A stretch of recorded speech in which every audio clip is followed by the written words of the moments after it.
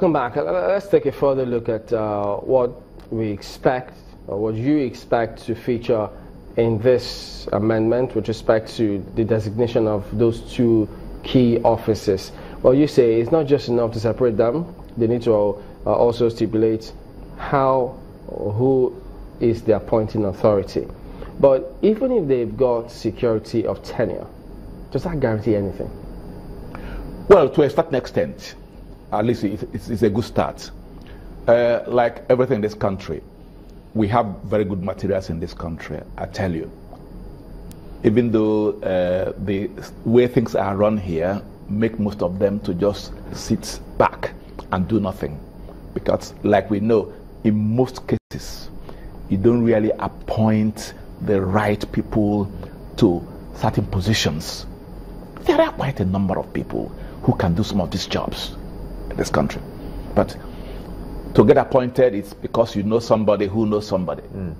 It's happening everywhere. Let's talk about this further, because one of the areas they're looking at is while the time frame with which the president should appoint his ministers, he's talking about his cabinet now, and that's supposed to form the FEC meeting. The recommendation is that the names of the nominees must henceforth be accompanied with their portfolios to the Senate for screening and confirmation.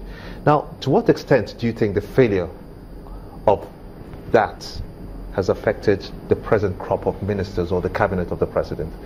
Did they go through screening without a portfolio, for instance, and they were just given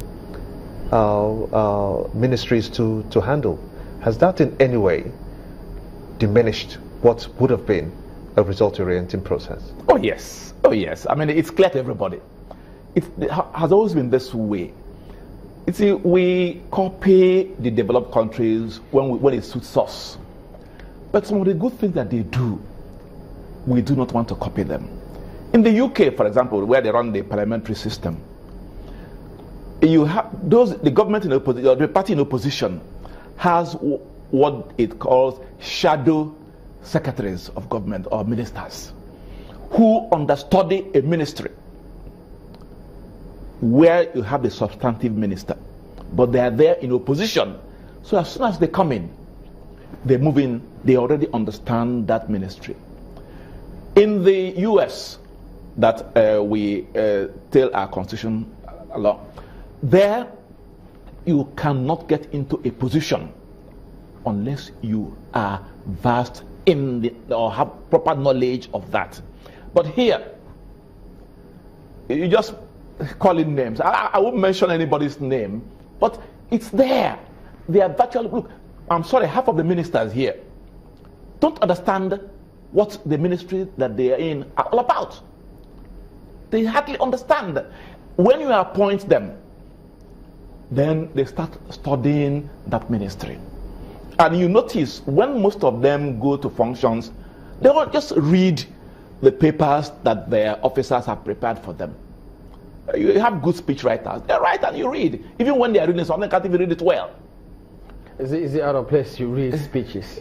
No. Yeah, but it's normal to read speeches. If you are reading something that you have good knowledge of, when you are reading, the delivery is totally different from the way you are reading it. But the point is, to be honest with you, it's important that those who are being given ministerial positions have good and proper knowledge of the functioning of that ministry and what is involved. It's not the fact that you are an economist, for example, does not qualify you, that alone doesn't qualify you to be the Minister of Finance.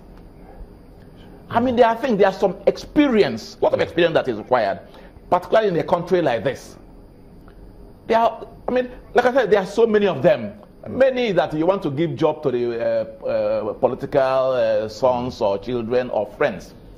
But you forget that the country is worse off for it, and that's what we've been experiencing. But looking at the root cause, perhaps it goes two ways. Those to confirm them and those to be confirmed. You've spoken about those